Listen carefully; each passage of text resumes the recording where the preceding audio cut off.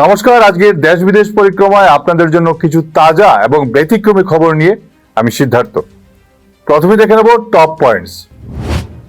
মাঝগাঁওয়ে গণেশ শোভাযাত্রায় ডিম ছুড়াকে কেন্দ্র করে সংঘর্ষ। আমরাবতীতে হাসপাতালে আগুন লেগে 3 সদ্যজাতের মৃত্যু। চুরি করতে গিয়ে আটকে পড়ে নিজেই পুলিশ ডাকলো 2 চোর। মধ্যপ্রদেশে বেগুন ভর্তা খেয়ে 3 বোনের রহস্য মৃত্যু। ট্রেনের সুটকেস ও বিরিয়ানির হাড়ি থেকে মহিলার খণ্ড বিখণ্ড দেহাংশ উদ্ধার। শুরু করছি বিস্তারিত পরিক্রমা। মুম্বাইয়ের মাঝগাঁও এলাকায় তখন উৎসবের আলো আর ঢাকের আওয়াজে মেতে উঠেছে চারপাশ। আর ঠিক সেই মুহূর্তেই ঘটে গেল এক অনভিপ্রেত ঘটনা। গণেশ মূর্তি নিয়ে আসার সেই বর্ণাঢ্য শোভাযাত্রা যখন এগোচ্ছিল, তখন হঠাৎই অন্ধকার চেরা এক পলকের ছড়ানো উত্তেজনায় থমকে গেল সবকিছু। প্যান্ডেলের ঠিক 30-40 মিটার দূরের এক বহুতল থেকে উড়ে এলো কয়েকটি ডিম, সোজা গিয়ে পড়ল শোভাযাত্রার উপর। মুহূর্তের মধ্যে আনন্দ রূপ নিল ক্ষোভে। ভিড়ের মধ্য থেকে চত্বর গরম হয়ে উঠতে সময় লাগলো না এক মুহূর্ত।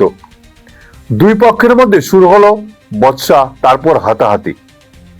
খবর পেয়ে ঝড়ের বেগে ছুটে এলো পুলিশ। দুই পক্ষকে সরিয়ে পরিস্থিতি সামাল দেওয়া হলেও চাপা উত্তেজনার পারদ এখনো চড়েই রয়েছে ওই এলাকায়। মহারাষ্ট্রের আমরাবতী জেলা মহিলা হাসপাতালে তখন গভীর রাতের নীরবতা। হঠাৎই সেই নিস্তব্ধতা ভেঙে গ্রাস করলো লেলিহান শিখা।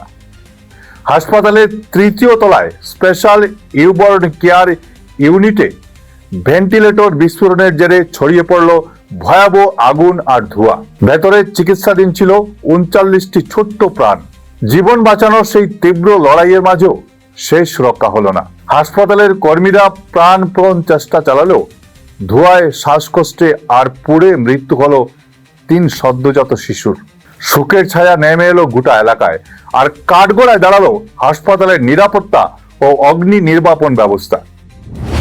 আবারও রাতের অন্ধকারে ঘটে গেল এক অদ্ভুত কাণ্ড।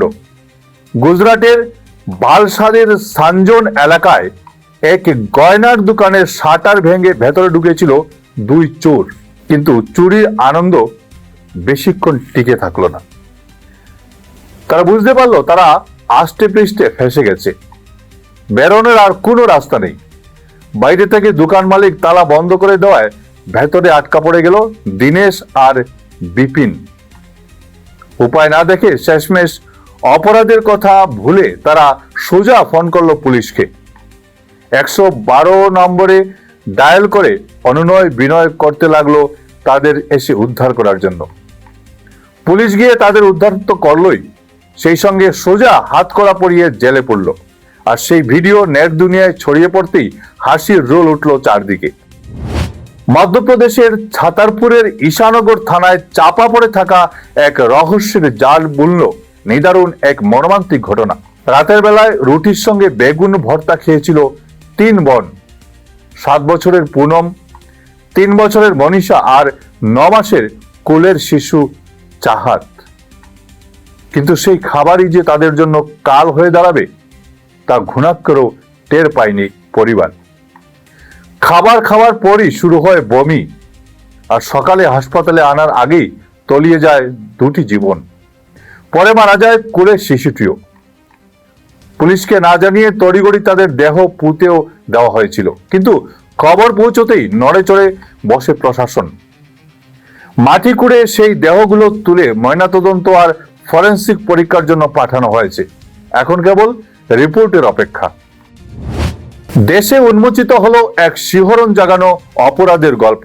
আগ্রা স্টেশনের এক ট্রেনের জেনারেল কামরায় লাল সুটকেস খুলতেই বেরিয়ে এলো এক মহিলার খণ্ড বিখণ্ড দেহাংশ। সিসিটিভি বলছে চেন্নাই সেন্ট্রাল স্টেশনে এক যুবক ও যুবতী সেই সুটকেস তামিলনাড়ু এক্সপ্রেসে ফেলে পালিয়েছিল। কিন্তু এখানেই শেষ নয়। তদন্তের গভীরে গিয়ে পুলিশ জানতে পারলো ওই মহিলার দেহের বাকি অংশ ঝুলছিল চেন্নাইয়ের এক ভাড়া বাড়িতে, আর কিছু অংশ পাওয়া গেছে বিরিয়ানি তৈরির হাড়ির ভেতরে থেকে।